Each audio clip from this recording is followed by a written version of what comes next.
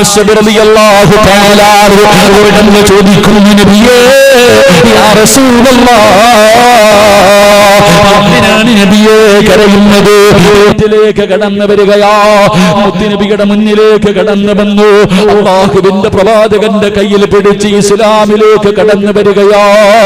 എന്നിട്ട് പറഞ്ഞു ആരോടും പറയരുത്, ആരോടും പറയരുത്. കാരണം മിസ്അബ് ലോകത്ത് ഏറ്റവും കൂടുതൽ പേടിച്ചിരുന്നത് ഉമ്മാനെയാ. ഉമ്മാനെ അത്രയ്ക്കും വലിയ പേടിയാ. അവസാനം മിസ്അബ് റളിയല്ലാഹു തആല അൻഹു ഒരിക്കൽ അല്ലാഹുവിന്റെ പ്രവാചകന്റെ വീടിന്റെ അകത്ത് നിന്ന് വെളിയിലേക്ക് ഇറങ്ങുന്നത് തന്റെ വീട്ടിലെ ഒരു ജോലിക്കാരൻ കാണുകയാണ്. വീട്ടിലേക്ക് ചെന്ന് പറഞ്ഞു കൊടുത്തു. മിസ്അബ് റളിയല്ലാഹു തആല അൻഹു പിന്നെ നേരിടേണ്ടി വന്നത് വല്ലാത്ത പീഡനങ്ങളായിരുന്നു. നേതൃത്വം കൊടുക്കുന്നത് പെറ്റതള്ളയാ. മിസ്അബ് റളിയല്ലാഹു തആല അൻഹുവിനെ വീടിന്റെ അകത്ത് കെട്ടിയിട്ടു. മിസ്അബ് തങ്ങളെ വിളിച്ചു പറഞ്ഞു, ഉമ്മാ എനിക്ക് മുത്തുനബിയെ കാണണം ഉമ്മാ. എത്രയൊക്കെ ഉപദേശം കൊടുത്തിട്ടും തന്റെ പൊന്നുമകൻ നന്നാകാതെ വരുമ്പോ അതാ വീട്ടിലെ വേലക്കാരി മിസ്അബ് തങ്ങളെ വീടിന്റെ അകത്തിട്ട് തല്ലിച്ചതയ്ക്കുകയാ. ആരാ മിസ്അബ് എന്നറിയോ? മിസ്അബിന്റെ ആസ്തി എന്തെന്നറിയുവോടാ ചെറുപ്പക്കാരാ? സ്വർണത്തിന്റെ നൂല് കൊണ്ട് നെയ്ത വസ്ത്രമാ മിസ്അബ് ധരിക്കുന്നത്. സാക്ഷാൽ അംബാനി പോലും ധരിക്കാറില്ല. പടച്ചവനെ, സ്വർണത്തിന്റെ നൂല് കൊണ്ട് നെയ്ത വസ്ത്രം ധരിച്ച് നടന്ന മിസ്അബ് അതാ സുഗന്ധത്തിനോട് വല്ലാത്ത ആഗ്രഹമാണ്. ഒരിക്കലേ ഒരു സുഗന്ധം തേക്കാറുള്ളൂ. മുന്നിലും പുന്നിലും അടിമകൾ നടക്കുമായിരുന്നു. മിസ്അബ് കുതിരയുടെ മുകളിൽ വരുന്നത് കാണാ മക്കയിലെ പെണ്ണുങ്ങൾ വന്ന് കാത്തിരിക്കുമായിരുന്നു. ചരിത്രം പറയുന്നു മക്കയിലെ പല തോട്ടങ്ങളും മിസ്അബിന്റെ ഉമ്മയുടെ തോട്ടമാ. അത്രയ്ക്കും വലിയ സമ്പന്നന്റെ മകനായ മിസ്അബ് അവസാനം എന്ത് ചെയ്തിട്ടും നേരെയാകാതെ വന്നപ്പോ അവിടെ നിന്ന് തല്ലിച്ചതച്ച് വീടിന്റെ വെളിയിലേക്ക് കൊണ്ട് വലിച്ചെറിയുകയാണ്. മിസ്അബ് റളിയല്ലാഹു തആല അൻഹു വീട്ടിൽ നിന്ന് ഇറങ്ങി പോകുമ്പോ ഉമ്മ വിളിക്കുന്നു, മിസ്അബേ ഇവിടുന്ന് പുതിയ മതത്തിലേക്ക് പോകല്ലേടാ. ഇവിടുന്ന് പോയാൽ എന്റെ സമ്പാദ്യത്തിൽ നിന്ന് ഒരു രൂപ പോലും നിനക്ക് തരില്ല മിസ്അബ്. അല്ലാഹുവേ, ഉമ്മ വിളിച്ചു പറയുമ്പോ മിസ്അബ് റളിയല്ലാഹു തആല അൻഹു ഇട്ടിരുന്ന കമീസ് ഊരുകയാണ്. അവിടുന്ന് ധരിച്ച വസ്ത്രമുണ്ടല്ലോ, ആ വസ്ത്രം അങ്ങ് ഊരിയിട്ട് ഉമ്മാടെ കയ്യിൽ കൊണ്ട് കൊടുത്തിട്ട് പറയുന്ന, ഉമ്മാ ഇതും നിങ്ങളുടെ പൈസ കൊടുത്ത് വാങ്ങിയതാ. ഈ മിസ്അബിനൊന്നും വേണ്ട ഉമ്മ. മിസ്അബ് റളിയല്ലാഹു തആല അൻഹു വീട്ടിൽ നിന്നിറങ്ങി പോകുമ്പോ ഉമ്മ വിളിച്ചു പറഞ്ഞു, മിസ്അബേ ഇനി നീ നിന്റെ നാവ് കൊണ്ടെന്നെ ഉമ്മ എന്ന് വിളിക്കല്ലേ. ഇനി മുതൽ നീ എന്നെ ഉമ്മ എന്ന് വിളിക്കരുത്. ഞാൻ മരിച്ചാ പോലും നീ എന്നെ കാണാൻ വരരുത്. മിസ്അബ് റളിയല്ലാഹു തആല അൻഹു അവിടുന്ന് കരഞ്ഞുകൊണ്ട് മുത്തുനബിയുടെ മുന്നിലേക്ക് കടന്നുപോയി.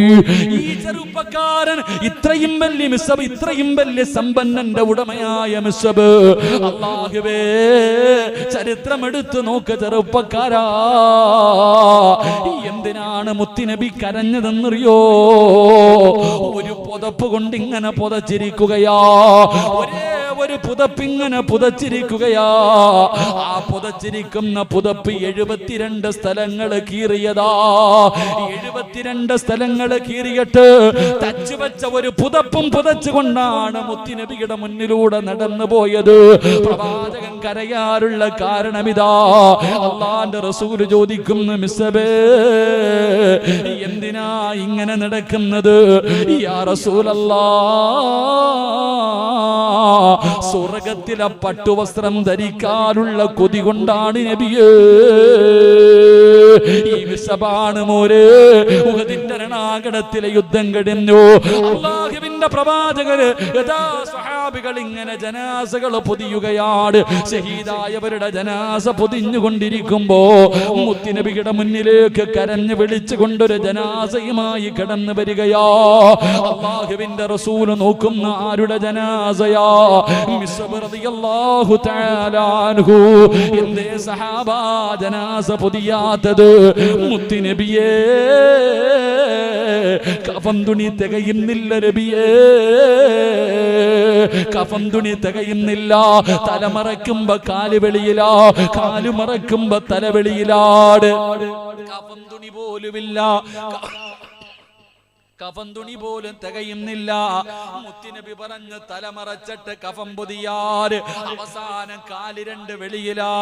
പുല്ലു പറിച്ചു കൊണ്ടുവാ സഹാബാ, പുല്ലു പറിച്ചു കൊണ്ടുവന്ന് കാലിൽ വെച്ച് കെട്ടിയിട്ടാ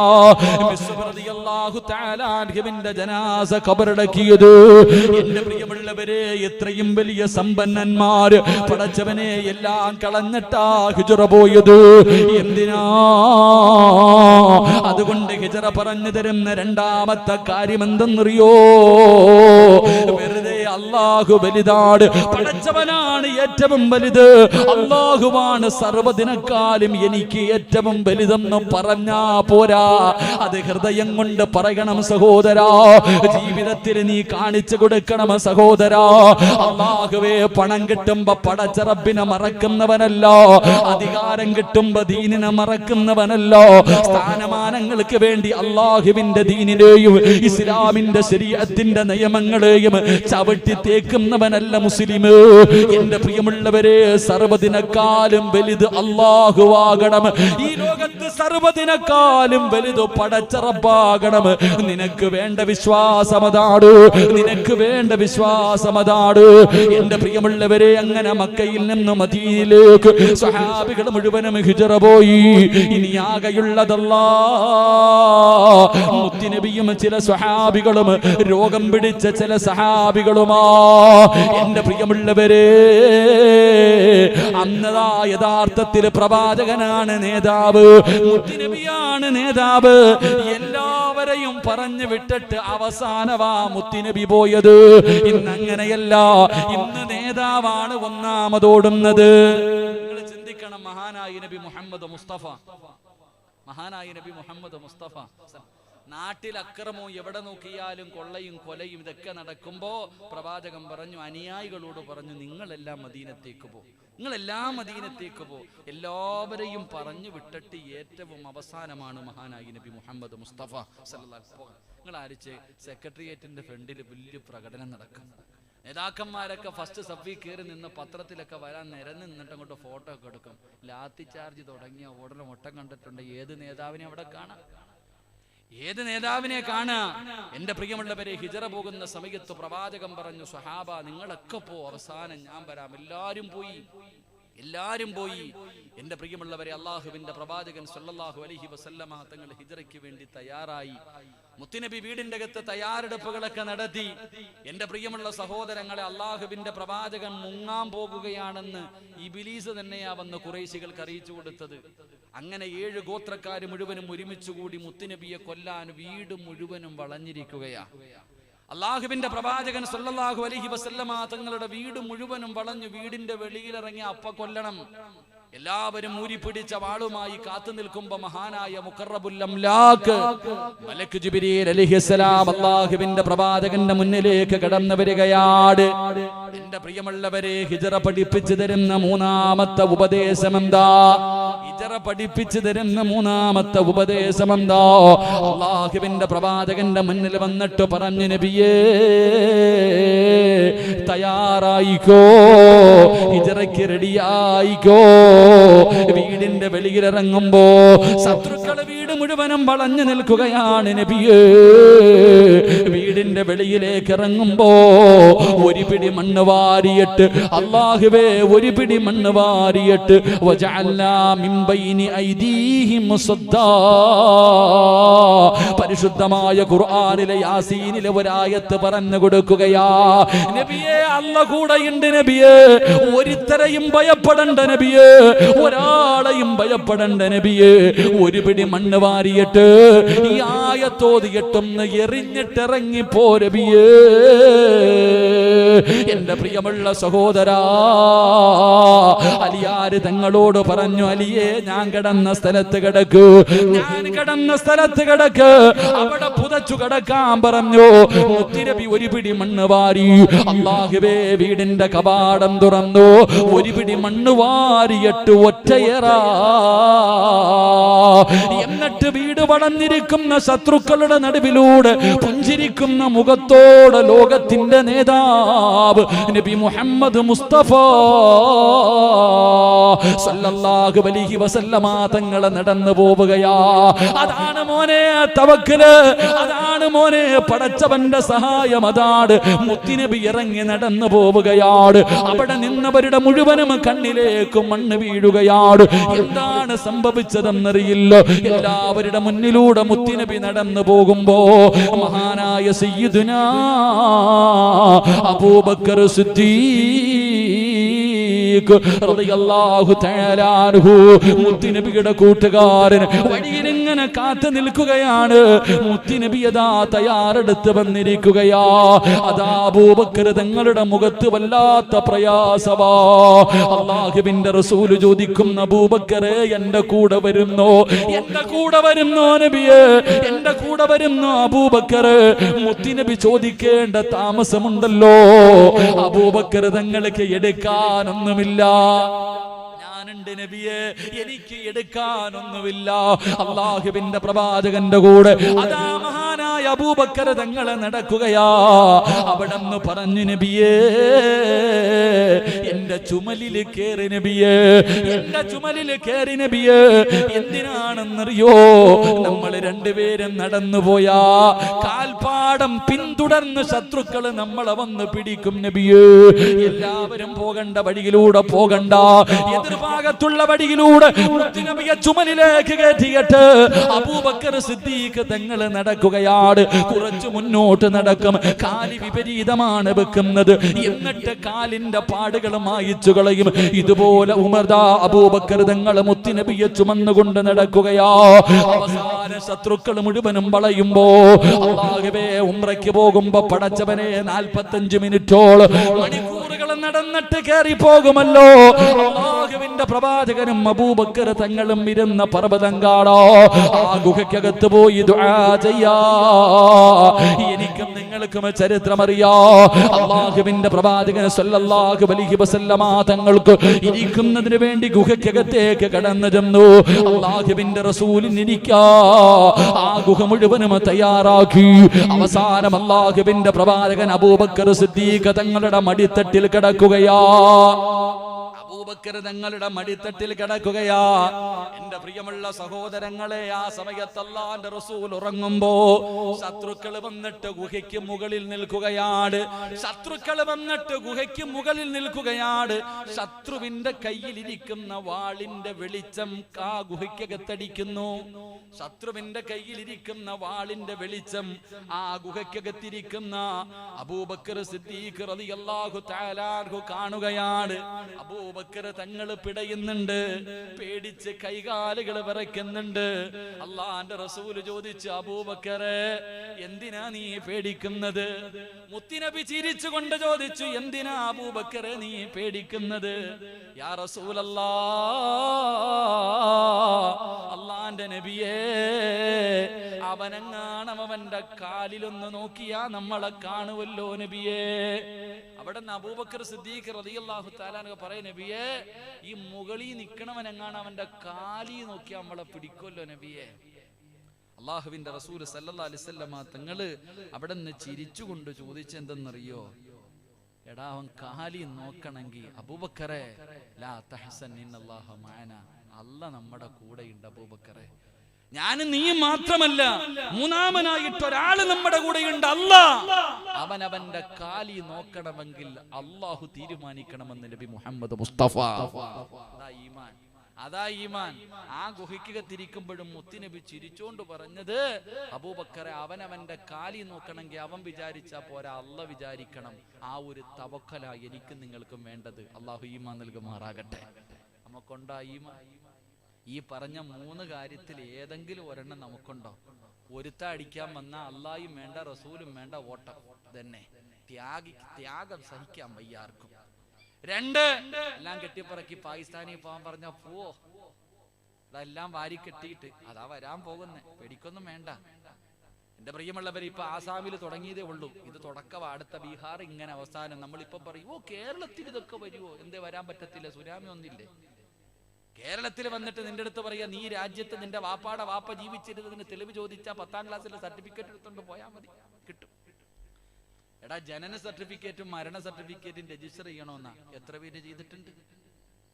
ജനന സർട്ടിഫിക്കറ്റ് നീ ഇന്ത്യ മഹാരാജ്യത്തിലാ ജനിച്ചത് എന്നതിനുള്ള തെളിവ് ഈ പുള്ളന്മാർക്കുണ്ടാവും, വേറെ ആർക്കാ ഉള്ള?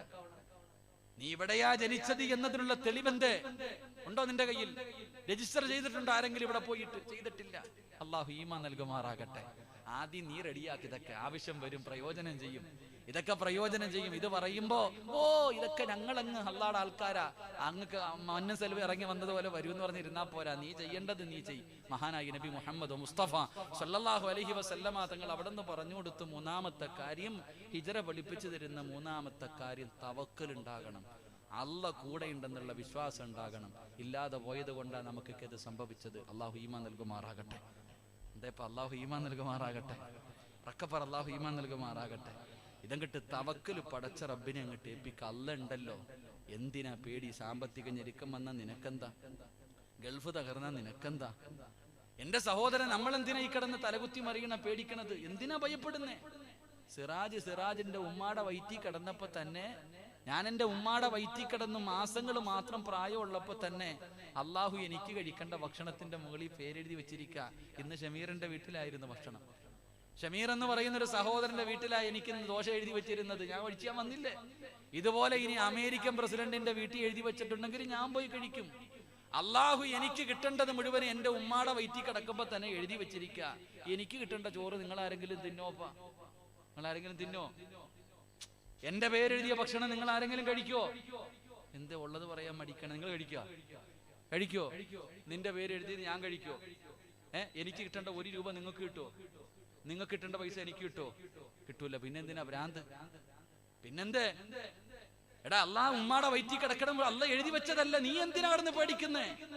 നീ എന്തിനാ കിടന്ന് പ്രയാസപ്പെടുന്ന? തലകുത്തി കയറി അല്ലോ ഉസ്താദ് അങ്ങനെ എന്നല്ല. ഉമ്മാടെ വയറ്റി കിടന്നപ്പോഴ അല്ല നിനക്ക് എഴുതിയത് നിനക്ക് കിട്ടൂ. അല്ലാതെ നീ തലകുത്തി നടക്കണ്ട. അള്ളാഹു ഈമാൻ നൽകി ഗ്രഹിക്കുമാറാകട്ടെ. ടെൻഷൻ അടിക്കാൻ വിധിയുണ്ടെങ്കിൽ അടിക്കും. ഒരുപാട് കാലം എന്തേ എല്ലാരും ടെൻഷനും പ്രയാസം? എന്തിനാ ടെൻഷൻ അടിക്കണേ? ഭാര്യയും മക്കളെയും കുടുംബത്തെ കുറിച്ച് നീ എന്തിനാ പേടിക്കുന്ന? പരിഹാരം അല്ല പറഞ്ഞു തന്നിട്ടില്ലേ? ഖുർആൻ ഓതാറില്ലേ? പരിശുദ്ധമായ ഖുർആൻ എടുത്തു വെച്ച് ഓതാറില്ലേ? എനിക്കൊരു പേടിയില്ല എന്റെ പെണ്ണുമ്പിള്ളെ മക്കളെയും കുറിച്ചിട്ട്. എനിക്കൊരു ഭയവുമില്ല. എന്റെ ഭാര്യയും മക്കളും പട്ടിണിയാകും, പ്രയാസമാകും. എനിക്ക് യാതൊരു ഭയവുമില്ല. കാരണം ഞാൻ അംബാനി ആയതുകൊണ്ടല്ല. എന്റെ കയ്യിൽ ആവശ്യത്തിന് സമ്പത്തുള്ളവനല്ല. എന്റെ പ്രിയമുള്ള സഹോദരങ്ങളെ, ലോകത്തിലെ ഏറ്റവും വലിയ സമ്പന്നൻ ആരെന്നറിയോ? എന്നോട് ലോകത്തിലെ ഏറ്റവും വലിയ സമ്പന്നൻ ആരാന്ന് വെച്ചാൽ ഞാൻ പറയും ഞാനാണെന്ന്. അള്ളാഹു നിലനിർത്തി തരുമാറാകട്ടെ. അള്ളാഹു നിലനിർത്തി തരുമാറാകട്ടെ. ലോകത്തിലെ ഏറ്റവും വലിയ സമ്പന്നൻ ആരാ മനുഷ്യ?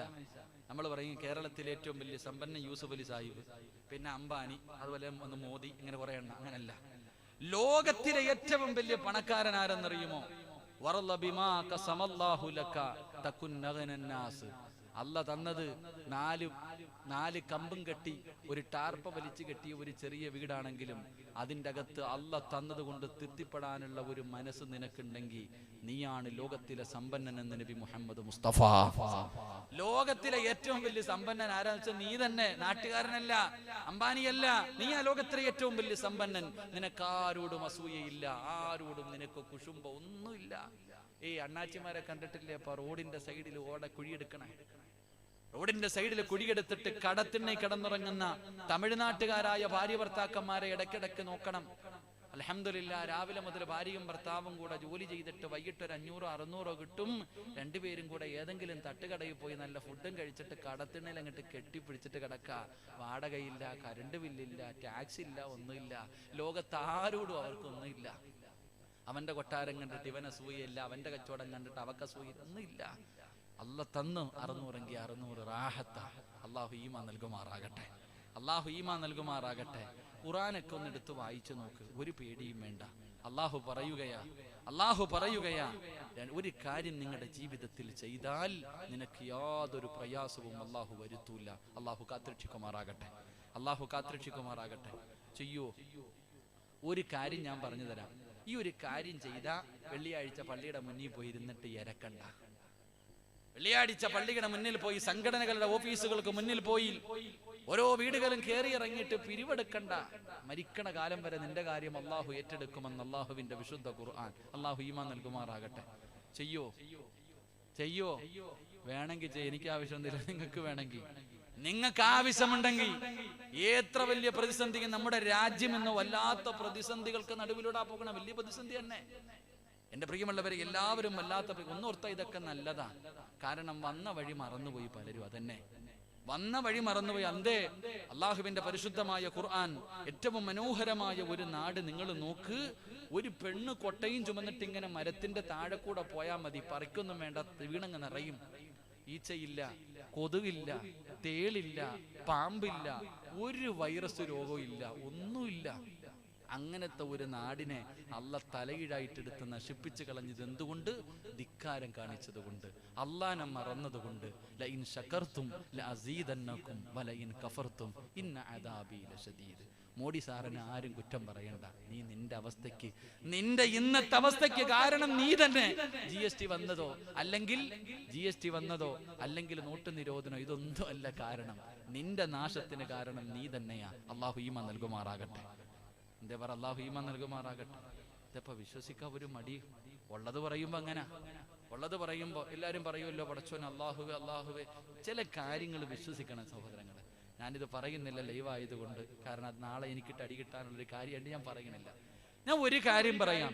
നിങ്ങൾക്ക് നിങ്ങളുടെ ഭാര്യയും മക്കളും നിങ്ങൾക്ക് സന്തോഷമുള്ള ജീവിതം വേണമെങ്കിൽ അള്ള പറഞ്ഞത് ഒറ്റ കാര്യം ചെയ്താൽ മതിയെന്ന. അള്ള പറഞ്ഞത് ഒരേ ഒരു കാര്യം. അള്ളാഹു ചെയ്യാൻ ഭാഗ്യം തരുമാറാകട്ടെ. താല്പര്യമുള്ളവരൊക്കെ ഒന്ന് കൈവക്കിക്ക്. ചെയ്യാൻ താല്പര്യമുള്ളവർ ഉള്ളവർ വെക്കാൻ മതി. കേട്ടിട്ട് തീരുമാനിക്കണം. ഇങ്ങനെ രാത്രി എങ്ങാനും എഴുന്നേറ്റ് നിസ്കരിക്കാൻ പറയുമോ, പള്ളി കെട്ടി കൊടുക്കണമെന്ന് പറയുമോ, പ്രമാണം വിറ്റിട്ട് പൈസ കൊടുക്കണമെന്നല്ല. നിന്റെ 5 നയാ പൈസ ആർക്കും വേണ്ട. അള്ളാഹ്ക്ക് വേണോ? അള്ളാഹ് ഏറ്റവും വലിയ സമ്പന്നനല്ലേ. അള്ളാഹ്ക്ക് എന്തിനാ പണം? അള്ളാഹുവിന് എന്തിനാ പണം? അള്ളാഹു പറയുകയാണ്, എന്റെ പ്രിയമുള്ള സഹോദരങ്ങളെ, അള്ളാഹു പറയുന്ന ഒരു കാര്യം ചെയ്താൽ അള്ളാഹു 2 പ്രതിഫലം തരാമെന്ന് ഖുർആൻ പറയുകയാണ്. ഒന്നാമത്തെ കാര്യം എന്തെന്നറിയുമോ? ഒരു കാര്യം ചെയ്താൽ 2 കാര്യങ്ങൾ അള്ളാഹു നിങ്ങൾക്ക് തരുമെന്ന് അള്ളാഹുവിന്റെ വിശുദ്ധ ഖുർആൻ. അള്ളാഹു ഈമാൻ നൽകുമാറാകട്ടെ. 10 മണിയായി, ഇടയ്ക്കിടയ്ക്ക് വാച്ചി നോക്കുന്നു. ഞാൻ ഇപ്പോഴാ കണ്ടത്, ആൾക്കാർ വാച്ചി നോക്കുന്നു. പഠിച്ച എന്താ എന്ത് ചെയ്യണം? എന്ത് ചെയ്യണോ? നിർത്തണോ? 10 മണിയായി. വാക്ക് പറഞ്ഞാൽ പാലിക്കണം. ഒരൊറ്റ വാക്ക് പാലിക്കാത്തതിന്റെ പേരാ പാപ്പായ വെടി സ്വർഗത്തിൽ നിന്ന് പുറത്താക്കിയ അള്ളാഹ്. ആദം നബി നിസ്കരിക്കാത്തതിന്റെ പേരിൽ, കള്ളുപിടിച്ചതിന്റെ പേരിലല്ല സ്വർഗത്തിൽ നിന്ന് പുറത്താക്കിയത്. അള്ള പറഞ്ഞ ആ മരത്തിന്റെ അടുത്ത് പോകരുത്, പോയി പൊക്കി പുറത്താക്കി. അതുകൊണ്ട് എന്ത് വേണം? നിർത്തണോ പറയണോ? എന്ത് വേണോപ്പാ? എനിക്കൊരു അരമണിക്കൂറും കൂടെ പറയണമെന്നുണ്ട്. നിങ്ങൾ ഇരുന്നാ പറയാ, ഇല്ലെങ്കിൽ ഇത് വായിച്ചേ. എന്ത് വേണം? വേണമെന്നുള്ളവർ കൈപൊക്കിക്കേ. പൈസ ഒതുക്കുമ്പോഴേ ആത്മാർത്ഥത കാണിക്കണം. പിരിവൊന്നുമില്ലേപ്പാ? പിരിവൊന്നുമില്ല. ബക്കറ്റ് ഉണ്ട്, അതിനകത്ത് വല്ല ഇട്ടാ മതി ഏട്ടാ. അള്ളാഹുവിന്റെ പരിശുദ്ധമായ ഖുർആൻ, അള്ളാഹുവിന്റെ വിശുദ്ധമായ ഖുർആൻ പറയുകയാണ്, ഓരോ വാപ്പയും ഉമ്മയും ഈ സദസ്സിലിരിക്കുന്ന ഓരോ മാതാപിതാക്കളും കേട്ടോ. അള്ളാഹു പറയുന്നു, വഅ്മുർ അഹ്ലക ബിസ്സലാത്തി വസ്തബിർ അലൈഹാ ലാ നസ്അലുക റിസ്കാ നഹ്നു നർസുഖുഹു വൽ ആഖിബത്തു ലിത്തഖ്വാ. വിശുദ്ധമായ ഖുർആൻ പറയുക, ഈമാൻ ഉണ്ടെങ്കിൽ വിശ്വസിക്ക്. ഞാൻ പറഞ്ഞതല്ല, അല്ല പറഞ്ഞതാ. സൂറത്തു ത്വാഹ അതിന്റെ 35-ഓ 32-ാമത്തെ ആയത്താണെന്ന് തോന്നുന്നു. അള്ളാഹു പറയുന്നു, വഅ്മുർ അഹ്ലക ബിസ്സലാത്തി വസ്തബിർ അലൈഹാ. അള്ളാഹു പറയുകയാ, മോനെ, നീയും നിന്റെ ഭാര്യയും നിന്റെ മക്കളും നിസ്കരിക്കണം. നീയും നിന്റെ ഭാര്യയും നിന്റെ മക്കളും കുടുംബസമേതം നിങ്ങൾ നിസ്കരിക്കുന്ന കുടുംബമായാൽ അല്ല പറയുകയാ, ലാ നസ്അലുക റിസ്കാ നഹ്നു നർസുഖു. അല്ല പറയുകയാ, മരിക്കുന്ന കാലം വരെ കഴിക്കാനുള്ള ഭക്ഷണം ഞാൻ തരാമെന്ന് അള്ളാഹുവിന്റെ വിശുദ്ധ ഖുർആൻ. അള്ളാഹു ഈമാൻ നൽകുമാറാകട്ടെ. ആരാ പറയാ? അല്ല പറയാ, എടാ 5 നേരം നീയും നിന്റെ ഭാര്യയും നിന്റെ മക്കളും നിസ്കരിച്ചാൽ മരിക്കുന്ന കാലം വരെ കഴിക്കാനുള്ള ഭക്ഷണം ഞാൻ തരാം. ഞാനാ റാസിഖ്, നീയല്ല. ലാ നസ്അലുക റിസ്കാ, നീ തേടി നടക്കണ്ട. നീ ഭക്ഷണം തേടി നീ നടക്കണ്ടടാ. നീ 5 നേരം നിസ്കരിക്കുന്ന കുടുംബമാണെങ്കിൽ മരിക്കുന്ന കാലം വരെ കഴിക്കാനുള്ള ഭക്ഷണം ഞാൻ തരാം. ഒരുത്തന്റെ മുന്നിലും കൈനീട്ടണ്ട. അള്ളാഹു നമുക്ക് ഈമാൻ നൽകുമാറാകട്ടെ. അള്ളാഹു ഈമാൻ നൽകുമാറാകട്ടെ. പെട്ടെന്ന് ദഹിക്കൂല ഇത് പറയുമ്പോ. ഉടനെ ചോദിക്കും, സിറാജെ അപ്പൊ നാളെ ജോലിക്ക് പോണ്ടേ? അപ്പൊ ഞാൻ ജോലിക്ക് പോയില്ലെങ്കിൽ പിന്നെ എന്റെ ഭാര്യക്കും മക്കൾക്ക് ആര് ഭക്ഷണം കൊടുക്കും? ഞാനൊരു ദിവസം ജോലിക്ക് പോയില്ലെങ്കിൽ എന്റെ കുടുംബത്തിന്റെ കാര്യം ആര് നോക്കും? നല്ല ചോദ്യം. ഞാൻ തിരിച്ചു ചോദിക്കട്ടെ, നിന്നെ ഇവിടുത്തെ പള്ളിപ്പറമ്പിൽ കൊണ്ട് കുഴിച്ചിട്ട് ആര് കൊടുക്കും? നീ എങ്ങനെ കബറിന്ന് പാഴ്സലയക്കുവോ? ചിന്തിക്ക്. നീ ഒരു ദിവസം ജോലിക്ക് പോയില്ലെങ്കിൽ നിന്റെ കുടുംബം പട്ടിണിയാകുമെങ്കിൽ നീ പള്ളിപ്പറമ്പിൽ കിടന്നാൽ നിന്റെ കുടുംബത്തിൽ ആര് ഭക്ഷണം കൊടുക്കും? ആര് കൊടുക്കും? ഒന്ന് പറഞ്ഞ ആര് കൊടുക്കും? ഒന്ന് പറ. നീ മരിച്ചു പോയാൽ നിന്റെ കുടുംബത്തിന് ആര് ഭക്ഷണം കൊടുക്കും? അല്ലാഹ്. ആ അല്ലാഹ് ഇപ്പോഴുണ്ട്. എന്റെ പ്രിയമുള്ള സഹോദര, നിനക്ക് കാലുണ്ടെങ്കിലല്ലേ നീ ജോലിക്ക് പോകത്തുള്ളൂ. കാലെന്ന് പറയുന്ന സാധനം നട്ടല്ലൊടിഞ്ഞാ നീ പോവോ? നീ എവിടെങ്കിലും ഒന്ന് തളർന്ന് വീണ ഒരു ബ്ലോക്ക് അല്ലെങ്കിൽ ഒന്ന് സ്റ്റോക്ക് കഴിഞ്ഞു. സുബ്ഹാനല്ലാഹ്. പിന്നെ കിടന്ന് മലമൂത്ര വിസർജനം. ഇതുണ്ടെങ്കിലല്ലേ നീ പോ. ഇത് തരുന്നവനാരാ? അല്ലാഹ്. അല്ലാഹു ഈമാൻ നൽകുമാറാകട്ടെ. അപ്പൊ നീയും നിസ്കരിക്കണം, നിന്റെ ഭാര്യയെയും നിസ്കരിപ്പിക്കണം, നിന്റെ മക്കളെയും നിസ്കരിപ്പിക്കണം. എങ്കിൽ മരിക്കണ കാലം വരെ കഴിക്കാൻ ഭക്ഷണം അല്ലാഹു തരും. അല്ലാഹു ഈമാൻ തരുമാറാകട്ടെ. അല്ലാഹു ഈമാൻ തരുമാറാകട്ടെ. 5 നേരം നിസ്കരിക്കണ ഏതെങ്കിലും ഒരു മനുഷ്യന് ഭയമുണ്ടോ കുടുംബത്തെ കുറിച്ച്? ഇല്ല. കാരണം രാഷ്ട്രീയക്കാരനല്ല പറഞ്ഞത് തരാന്ന്, അള്ളയാ പറഞ്ഞത് മരിക്കണ കാലം വരെ ഭക്ഷണം ഞാൻ തരാന്ന്. തരാൻ പവറുള്ളവനാ അല്ലാഹ്, ആവശ്യം പോലെ ഉള്ളവനാ അല്ലാഹ്. അല്ലാഹ് വാക്കു പറഞ്ഞാൽ പാലിക്കുന്നവനാ. അല്ലാഹു ഈമാൻ നൽകുമാറാകട്ടെ. അല്ലാഹു ഈമാൻ നൽകുമാറാകട്ടെ. 5 നേരം നിസ്കരിക്കുന്ന ഒരു കുടുംബത്തിനും ഖിയാമത്ത് നാൾ വരെ എത്ര വലിയ സാമ്പത്തികമായിട്ട് തകർന്നാലും അവർക്ക് അല്ലാഹ് പട്ടിണി കൊടുക്കൂല. അവന്റെ വീട്ടിൽ വയറ് നിറച്ച് തിന്നാനുള്ള ഭക്ഷണം ഉണ്ടാകും. അതാ ഉസ്താദന്മാരൊക്കെ തുച്ഛമായ ശമ്പളേ വാങ്ങത്തുള്ളൂ, പക്ഷെ വീട്ടിൽ ബർക്കത്താ. അത് കൊതിപെട്ടിട്ട് കാര്യമില്ല. നിങ്ങളുടെയൊക്കെ വീട്ടിൽ 25,000 30,000 ഒരു മാസം വേണം. പള്ളിയിലെ ഖത്തീബിന് 7, 8, 9, 10 അരിക്ക് 32, 36 കിലോയ്ക്ക് വിലയാ. ഉസ്താദിന് എന്നും 10,000 തന്നെ. അതിനക്കരെ കയറില്ല. ഉസ്താദന്മാർക്ക് പിന്നെ അങ്ങോട്ട് കൂട്ടി കൊടുക്കൂല. കാരണം എന്തേ? കൂട്ടി എന്തോ അവന്റെ വീട്ടിൽ നിന്ന് എടുത്തുകൊണ്ട് വന്ന് കൊടുക്കുന്ന പോലെ ശമ്പളം. പള്ളിയിലെ ഉസ്താദന്മാർക്ക് ശമ്പളം കൊടുക്കാൻ കമ്മിറ്റിക്കാർക്ക് വലിയ പ്രയാസമാണ്. ബാക്കി എന്തിനു കൊടുക്കാനും അവനറിയാം. അവന്റെ വീട്ടിൽ 25,000 30,000 തന്നെ കയ്യുന്നില്ല. കറണ്ട് ബില്ല് തന്നെ 10,000 രൂപ. പള്ളിയിലെ ഉസ്താദിനെ അളക്കും ശമ്പളം കൂട്ടി ചോദിച്ചാൽ ചോദിക്കും, വേണോ? അയ്യോ അതിൻ്റെ എല്ലാം അല്ലോ ഭയങ്കര ചെലവല്ലേ. ഇതാപ്പ ഉസ്താദന്മാരൊക്കെ ഉള്ളതുകൊണ്ട് പറഞ്ഞു കേട്ടാ, പാവപ്പെട്ടവരെ ഗതി. പക്ഷെ അസൂയപ്പെട്ടിട്ട് കാര്യമില്ല. അള്ളാഹു അവർക്ക് ബർക്കത്ത് ചെയ്തിട്ടുണ്ട്. അള്ളാഹു ആ ബർക്കത്ത് നിലനിർത്തി കൊടുക്കുമാറാകട്ടെ. അള്ളാഹു നിലനിർത്തി കൊടുക്കുമാറാകട്ടെ. ഞാൻ ആദ്യമായിട്ട് ജോലി ചെയ്യുന്നൊരു പള്ളിയിൽ പോയി. ആദ്യമായിട്ട് ജോലിക്ക് പോയപ്പോ അവിടെ ഒരു മോദി സാഹിബ് ഉണ്ട്, വാങ്ക് വിളിക്കണ ചങ്ങായി. 5,500 രൂപ ശമ്പളം.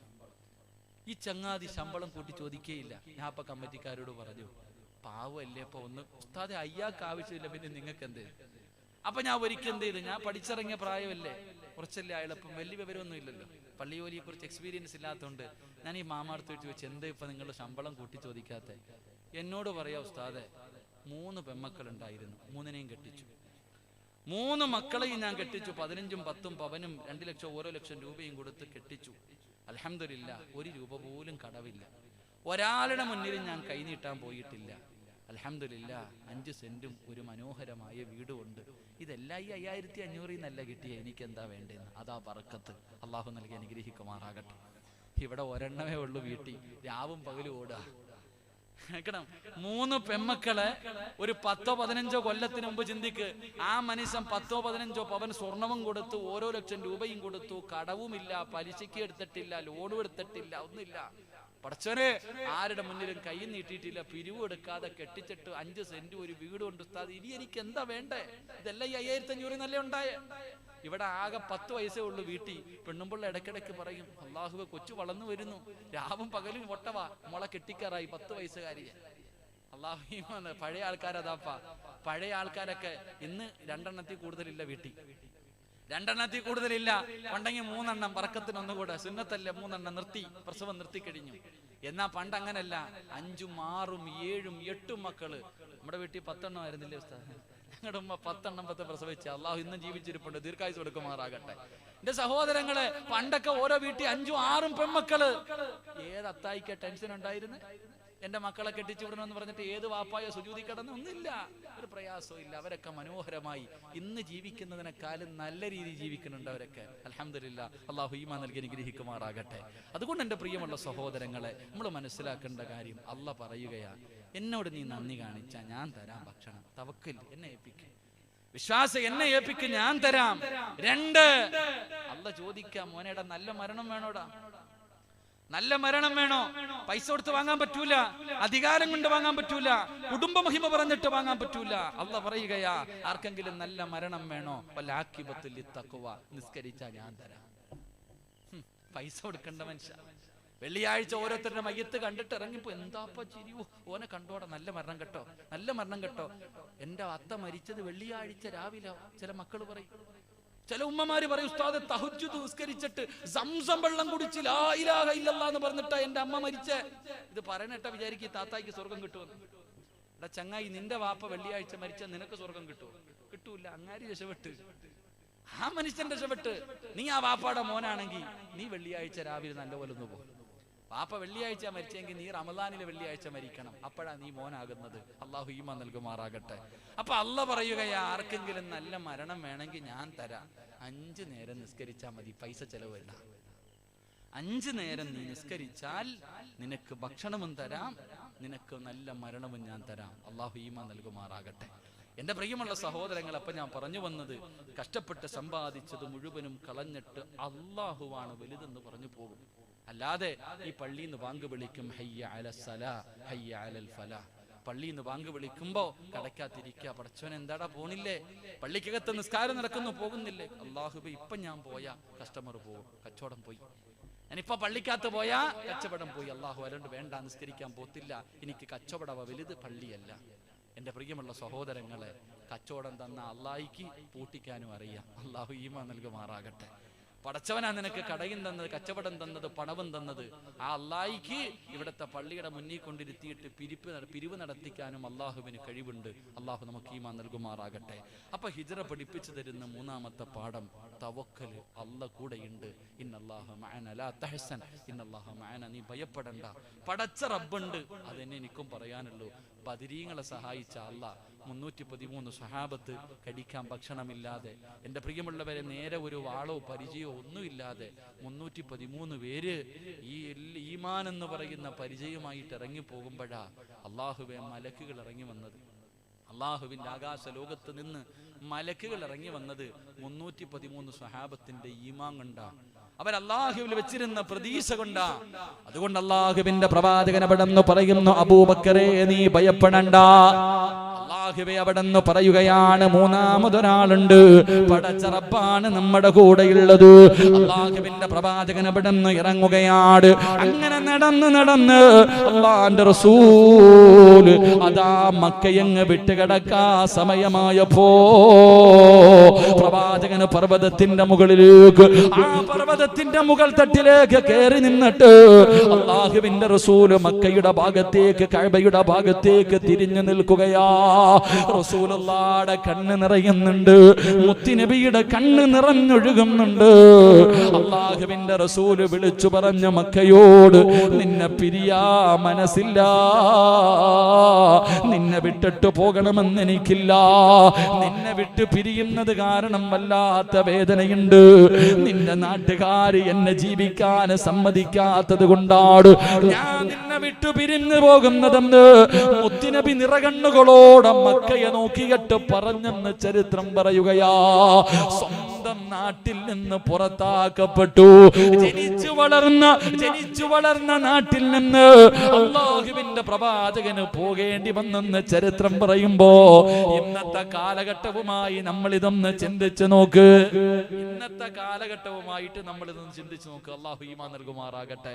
മഹാനായ നബി മുഹമ്മദ് മുസ്തഫ സല്ലല്ലാഹു അലൈഹി വസല്ലമ തങ്ങൾ മക്കയെ നോക്കി പർവ്വതത്തിന്റെ മുകൾ തട്ടിൽ കയറി നിന്നിട്ട് പറഞ്ഞു, വേറെ വഴിയില്ലാത്തത് കൊണ്ട് പോവാട്ടാ, എന്നോട് വെറുപ്പുള്ളത് കൊണ്ടെന്നല്ല, നിന്റെ നാട്ടുകാര് സമ്മതിക്കാത്തത് കൊണ്ടാ ഞാൻ മദീനത്തേക്ക് പോകുന്നത് എന്ന് നബി മുഹമ്മദ് മുസ്തഫ.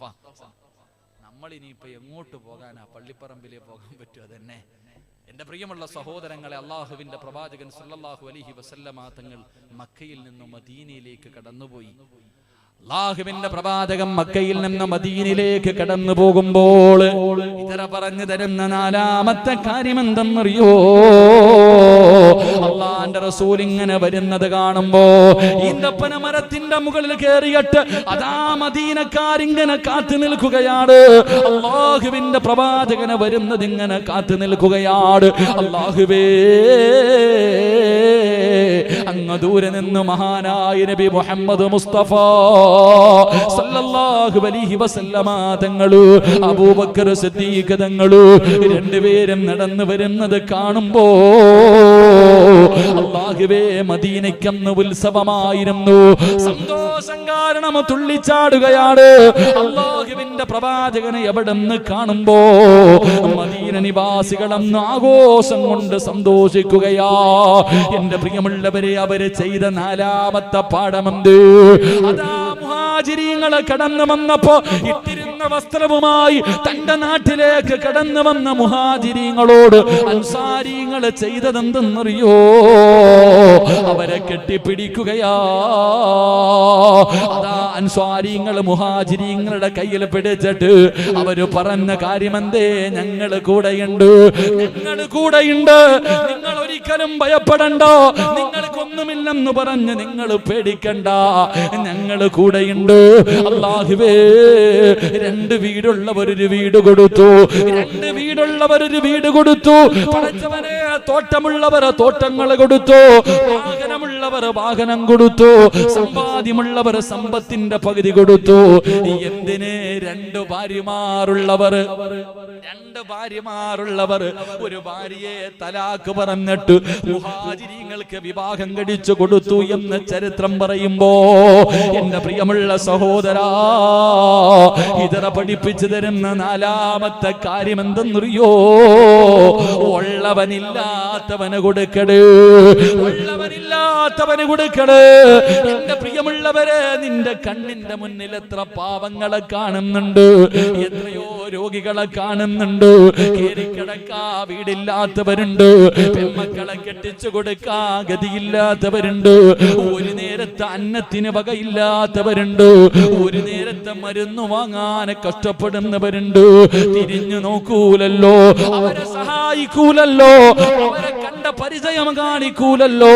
പടച്ചവരെ, നിന്റെ കുടുംബത്തിൽ തന്നെ എത്രയോ പാവങ്ങളുണ്ട്, അവരെ സഹായിക്കാനുള്ള മനസ്സ് നമുക്കില്ലാതെ പോയി.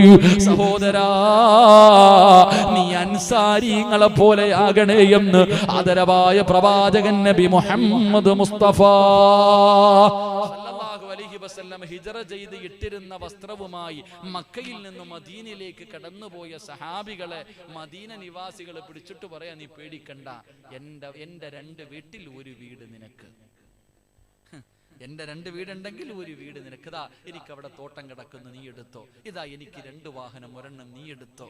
എന്റെ സമ്പാദ്യത്തിന്റെ പകുതി നീ എടുത്തോ. അൽഹംദുലില്ലാ. രണ്ട് ഭാര്യമാരുള്ളവർ, പെണ്ണേ നീ വിഷമിക്കരുത്, തലാക്ക് പറഞ്ഞിട്ട് ആ ചങ്ങാതിക്ക് കെട്ടിച്ചു കൊടുത്തു. ആ സ്വഭാവം. ഞാൻ നിങ്ങളോട് ഭാര്യയെ കെട്ടിച്ചു കൊടുക്കണമെന്ന് പറയുന്നില്ല, നിങ്ങളുടെ സമ്പാദ്യത്തിന്റെ പകുതി കൊടുക്കണമെന്ന് പറയുന്നില്ല, നിന്റെ വീട് കൊടുക്കണമെന്ന് പറയുന്നില്ല, നിന്റെ വാഹനം കൊടുക്കണമെന്ന് പറയുന്നില്ല. 99 നീ എടുത്തോ, 1 രൂപയെങ്കിലും പാവങ്ങൾക്ക് വേണ്ടി കൊടുക്ക്. അതിനുള്ള മനസ്സുണ്ടാക്. അള്ളാഹു നമുക്ക് ഈമാൻ നൽകി അനുഗ്രഹിക്കുമാറാകട്ടെ. ഇർഹമു മൻ ഫിൽ അർളി ഇർഹമുകും മൻ ഫിസ് സമാ. ഭൂമിയിലുള്ളവരോട് നീ കരുണ കാണിച്ചാലേ ആകാശത്തിലുള്ളവൻ നിന്നോട് കരുണ കാണിക്കൂ എന്ന് നബി മുഹമ്മദ് മുസ്തഫ. പാവങ്ങളെ സഹായിക്കാനുള്ള ഒരു മനസ്സ്, പാവപ്പെട്ടവർക്ക് കൊടുക്കാനുള്ള മനസ്സ്, എന്റെ പ്രിയമുള്ള സഹോദരങ്ങൾ, ആ ഒരു മനസ്സാണ് ഇന്ന് ഇല്ലാതെ പോയത് നമുക്ക്. എത്രയോ യതീമീങ്ങൾ, എത്രയോ പാവപ്പെട്ട പെൺമക്കൾ, വിവാഹപ്രായം കഴിഞ്ഞവർ, തിരിഞ്ഞു നോക്കാൻ തന്റെ കുടുംബത്തിൽ തന്നെ എത്രയോ പാവങ്ങൾ. നമ്മൾ ചോദിക്കും, അല്ലാഹുവേ കടിക്കാൻ ഭക്ഷണമില്ലാത്ത വീടുകളുണ്ടെന്ന് പറഞ്ഞാൽ ചോദിക്കും, അങ്ങനത്തെ ആൾക്കാരൊക്കെ ഉണ്ടോന്ന്. നിന്റെ കണ്ണ് തുറന്ന് നോക്കാത്തത് കൊണ്ടാ സഹോദര. എത്രയോ പാവങ്ങളുണ്ട്. എന്റെ പ്രിയമുള്ള സഹോദരങ്ങളെ, നമ്മളെ കൊണ്ട് ചെയ്യാൻ പറ്റുന്ന കാരുണ്യ പ്രവർത്തനങ്ങൾ നമ്മൾ ചെയ്യണം. നമ്മളെ കൊണ്ട് കഴിയുന്ന നമ്മുടെ കുടുംബത്തിലും നമ്മുടെ അയൽവാസികളിലും എത്രയോ പാവങ്ങളുണ്ട്. ആ പാവപ്പെട്ടവരെ സഹായിക്കാനുള്ള ഒരു മനസ്സ് എന്റെ പ്രിയമുള്ള സഹോദരങ്ങളെ നമുക്കുണ്ടാകണം. അല്ലാഹു നമുക്ക് ഭാഗ്യം തരുമാറാകട്ടെ. അങ്ങനെ ഉണ്ടാകുമ്പോഴാണ് നമ്മുടെ ജീവിതത്തിൽ മാറ്റമുണ്ടാകുന്നത്, നമുക്ക് അല്ലാഹുവിലേക്ക് അടുക്കാൻ കഴിയുന്നത്. എന്റെ പ്രിയമുള്ളവരെ, സ്വഹാബികൾ അന്ന് വല്ലാത്ത ഏതൊരു പാവപ്പെട്ടവനെ സഹായിക്കുന്ന വിഷയത്തിൽ സ്വഹാബികൾ മത്സരമായിരുന്നു. ഇന്ന് സ്വഹാബികൾ വല്ലാത്ത മത്സരം. എന്റെ പ്രിയമുള്ളവരെ, ചരിത്രം എടുത്തു നോക്ക്. ഓരോ സ്വഹാബികൾ രാത്രി ആരും കാണാതെ, അന്ന് ഫ്ലെക്സ് ഒന്നും അടിച്ചു വെക്കണ്ട, ഇന്ന് 10 പെൺകുട്ടികളെ കെട്ടിച്ചു കൊടുത്ത ഒരെണ്ണത്തിന് 50,000 രൂപ കൊടുത്ത അവിടെ കാണാം ഫ്ലെക്സിൽ. അന്ന് അങ്ങനല്ല.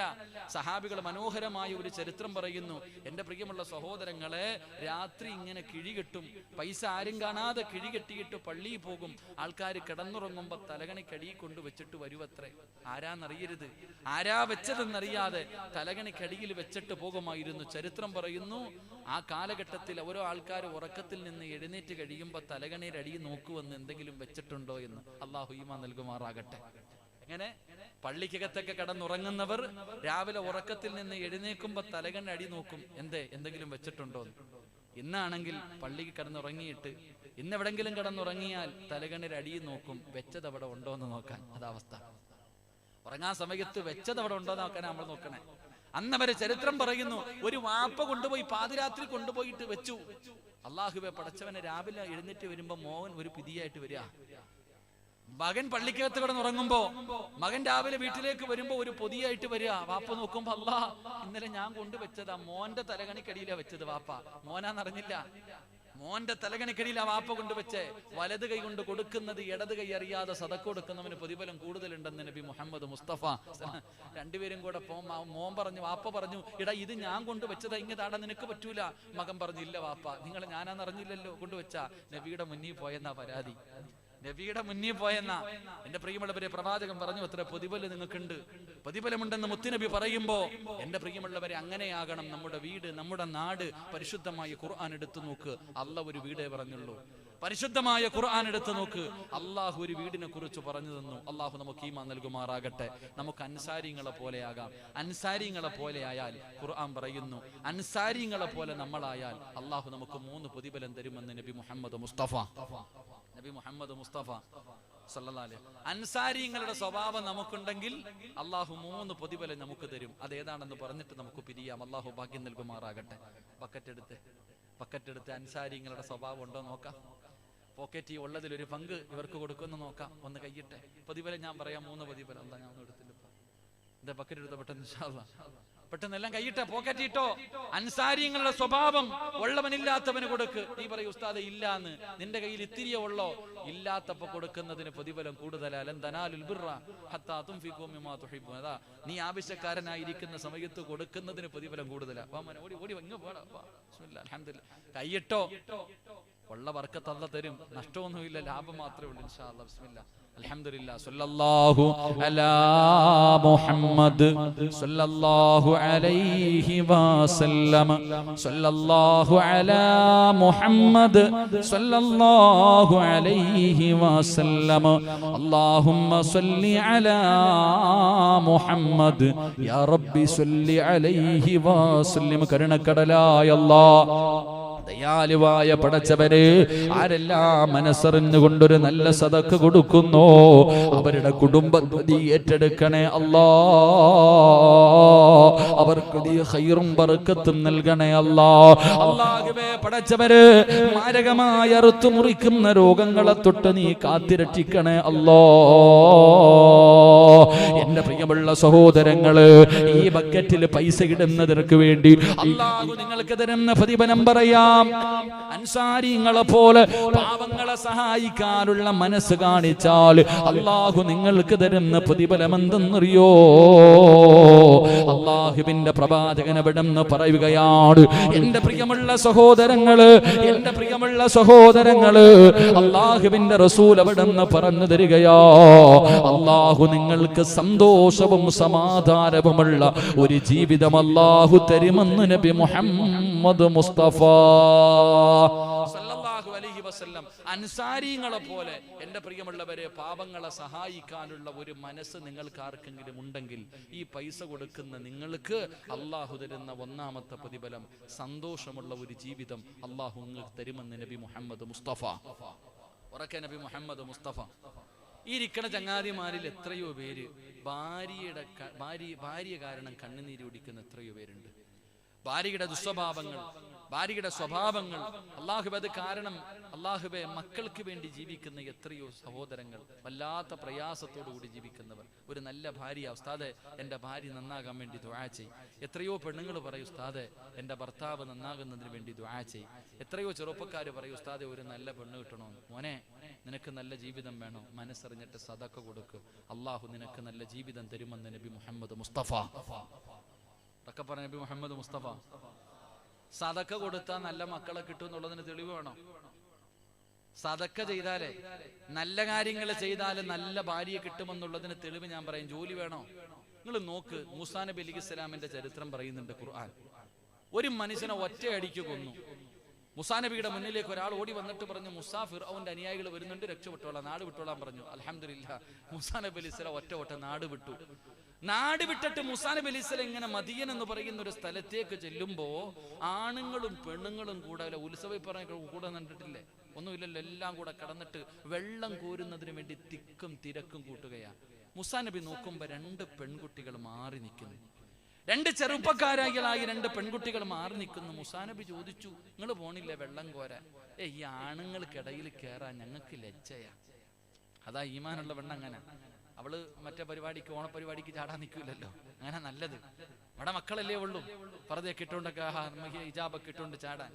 2 പെൺകുട്ടികൾ പറയുന്നു, ഞങ്ങൾക്ക് നാണം, ലജ്ജയുണ്ട് ഈ ആണുങ്ങൾക്കിടയിൽ. മൂസാ നബി ചോദിച്ചു, നിങ്ങൾ പോയില്ലെങ്കിൽ വെള്ളം തീരൂല്ലേ? നിങ്ങളുടെ വീട്ടിൽ ആണുങ്ങളൊന്നുമില്ലേ? ആണുങ്ങളൊന്നുമില്ല, ഒരു വാപ്പയേ ഉള്ളൂ, പ്രായം ചെന്ന മനുഷ്യനാ.